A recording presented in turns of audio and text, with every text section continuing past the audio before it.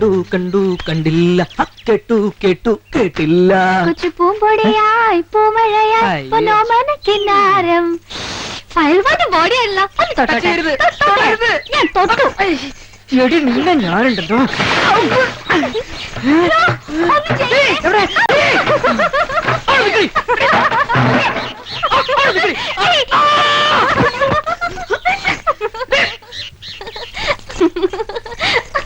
നിക്കടി.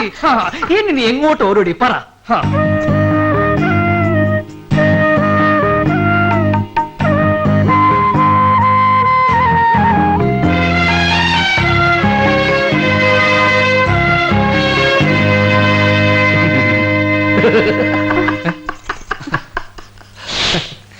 അങ്ങനെ പോയാലും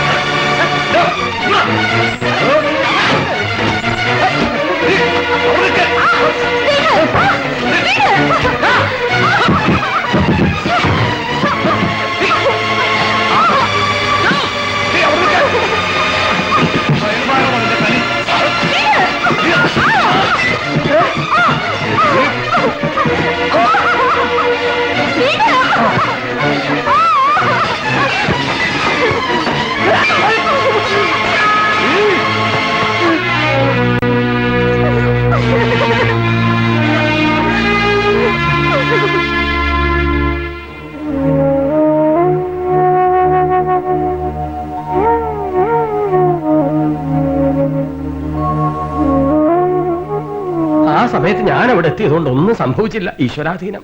ഇതിൽ കൂടുതൽ ഇനി എന്താ സംഭവിക്കാനുള്ളത് മാഷേ? ഒന്നും സംഭവിച്ചില്ല അത്രേ. ഉണ്ണി വന്നത് വന്നു. ഇനി ടെൻഷൻ അടിച്ച് രക്തസമ്മർദ്ദം കൂട്ടണ്ട. മാഷക്ക് നിസാരായിരിക്കും, എനിക്ക് അങ്ങനെയല്ല. എന്റെ മോൾക്കാ ഇത് പറ്റിയത്, അറിയോ?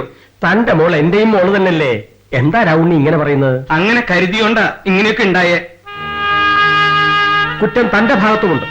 ഗുസ്തിക്കാരനെന്നും പറഞ്ഞ് എവിടെയോ കിടന്ന ഒരു കള്ളനെയല്ലേ താൻ എന്റെ വീട്ടിൽ കൊണ്ട് പാർപ്പിച്ചത്? താൻ എന്റെ വായിലിരിക്കുന്നത് കേൾക്കണ്ടോ? സരോജിനിയമ്മേ, ഇയാളെ പറഞ്ഞു മനസ്സിലാക്കൂ. അതെ, മിണ്ടണ്ട. ഒരു മൂലയിൽ അനങ്ങാതിരുന്നാ മതി. എന്റെ മോൻ ഒരുത്തനാ ഇതിനൊക്കെ കാരണം. നമ്മുടെ മോളും കുറ്റക്കാരിയാ. ഓടി അപ്പുറത്ത് ഒറ്റ ചവിട്ട് വെച്ചെന്നാലുണ്ടല്ലോ. അച്ചുമാഷെ ദുഷ്യന്റെ കവലെ കിടന്ന് അടിയുണ്ടാക്കുന്നു.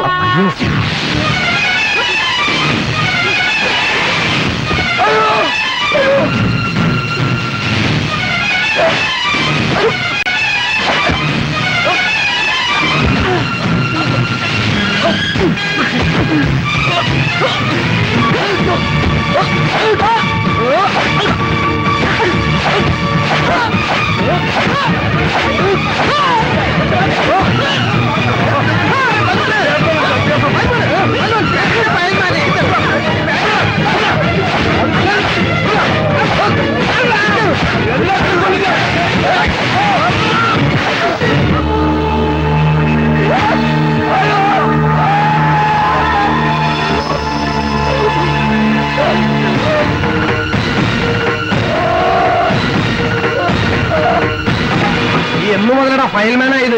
ഒരബദ്ധം പറ്റിപ്പോകാൻ ആശാനെ മാപ്പാക്കണം. എനിക്ക് ഞാൻ മാപ്പ് തരണം.